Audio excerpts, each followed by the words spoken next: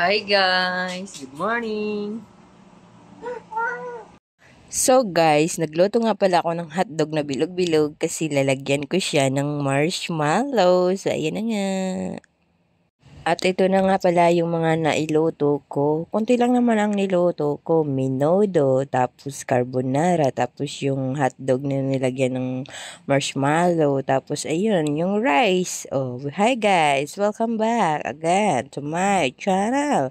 Aranis 89. So yung sinasabi ko nga pala dyan ay katatapos ko lang magluto, and then nagkilay-kilay, and then nag-lip tint. Grabe kasi naman, ang lakas ng sound sa baba.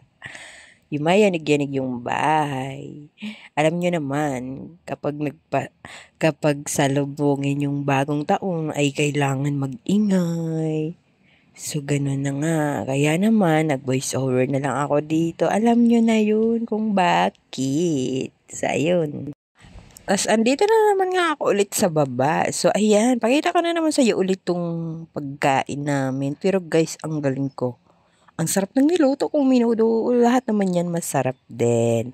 Yung carbonara, ang sarap din ng pagkaluto ko. Gusto-gusto ng panganay ko. So, ayan. May 3 lechon tayo ng tinapay. Masarap yung lechong tinapay na yan. Ang sarap niyan palamanan ng kahit anong palaman. So, meron tayo ditong ulo ng baboy. So, ayan. Alam niyo ba guys na nag-aalala lagi ang asawa ko kung anong ihahanda ko kasi gusto ko lang talaga simple lang. So, ayan. Simple lang pero madami na din yan. Tapos, ayun nga pala yung baby girl ko, nanonood pa. So, kaya nag-voice over na ako dito. Maingay, naka-speaker. Ilang minutes na lang lalabas ako ng bahay dahil manonood ako dun sa labas ng mga fireworks. So guys, ayan na nga. Let's go sa labas. So ayan na guys. Happy New Year. Wow. So nanood na lang ako dito sa labas. So ayan. Maraming na din naman nagkawapot dito na fireworks sa amin. So ayun na nga. Happy New Year everyone guys. At masaganang bagong taon sa ating lahat. Tapos habang nanonood kami ng fireworks, nagsabi na pala ng mga barya sa labas.